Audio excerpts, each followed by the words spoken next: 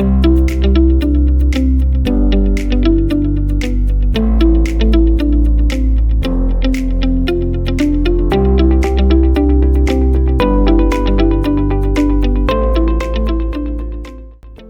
के व्यापक प्रस्तुतिकरण में हम सेप्टिक टैंक के निर्माण के महत्वपूर्ण पहलुओं में गहराई में जानेंगे, जिसमें हम इसके निर्माण से पहले आपको क्या जानना चाहिए और सेप्टिक टैंक प्रणाली का विस्तृत प्रक्रिया पर ध्यान केंद्रित करेंगे।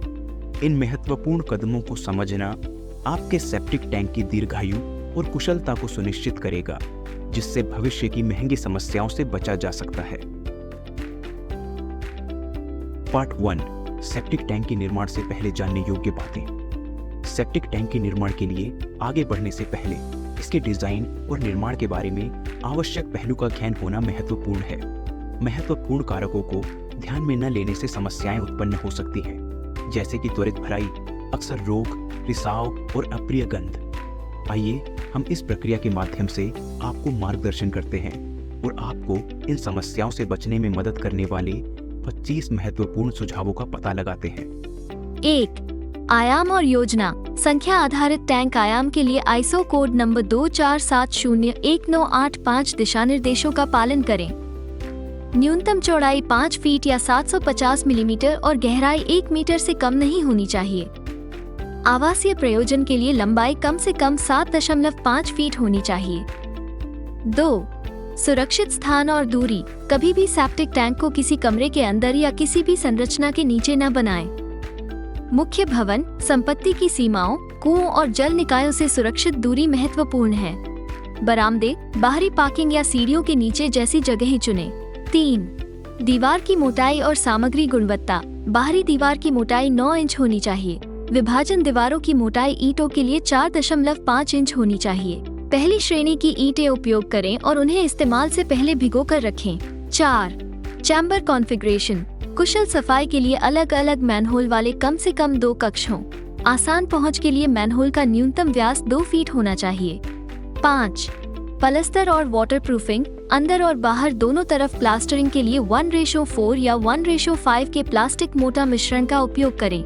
बेहतर संगठन के लिए दीवारों पर प्लास्टरिंग से पहले एक सीमेंट का घोल लगाएं। 6.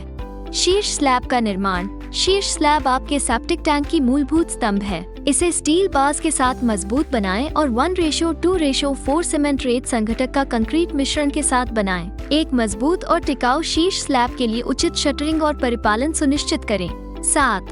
फ्री बोर्ड दूरी। टैंक के अंदर जल स्तर के ऊपर कम से कम 1 फीट की फ्री बोर्ड दूरी बनाएं। 8. इनलेट, आउटलेट और एयर पाइप। इनलेट पाइप का न्यूनतम व्यास 4 इंच होना चाहिए। वेंटिलेटिंग एयर पाइप्स कम से कम 2 इंच होना चाहिए। प्रभावी गंध नियंत्रण के लिए सुनिश्चित करें कि वायु पाइप हमेशा फ्री बोर्ड में पानी के स्तर से ऊपर हो। इनलेट और आउटलेट पाइप के बीच न्यूनतम 6 इंच का अंतर बनाए रखें। 9. सोक पिट का निर्माण। सोक पिट का निर्माण करते समय उसके आयाम और स्थिति पर पूरा ध्यान दें। निर्दिष्ट माप के अनुसार गड्ढे की खुदाई करें और इसे हार्डकोर सामग्री से भरें। याद रखें, सोक पिट अपशिष्ट जल के समुचित अवशोषण में महत्वपूर्ण भूमिका निभाता है।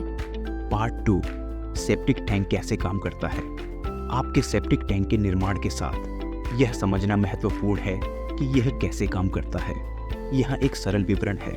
यह एक सेप्टिक टैंक है जो कि सॉलिड्स और लिक्विड्स को उपचार और निकासी के लिए वेस्ट वाटर कैप्चर करता है।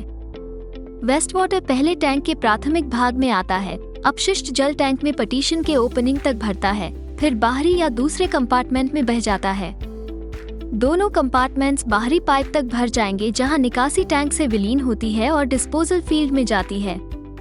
आने वाले वेस्ट वाटर या सीवेज में सॉलिड्स होते हैं जो प्राथमिक इनलेट कंपार्टमेंट के निचले हिस्से में बैठ जाते हैं। थोड़ी मात्रा बाहरी कंपार्टमेंट में जाती है।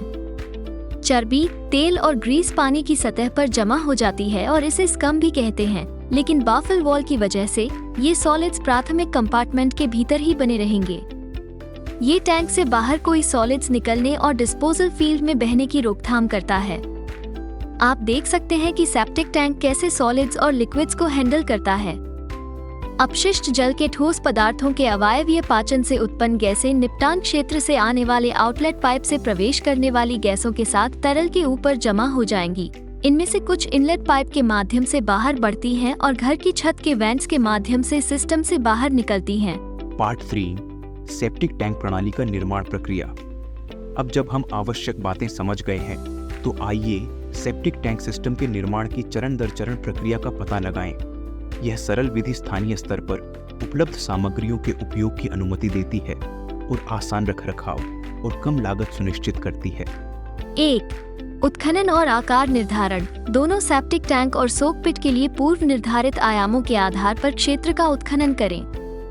मुख्य इमारत और संपत्ति की सीमा से सुरक्षित दूरी सुनिश्चित करें। 2.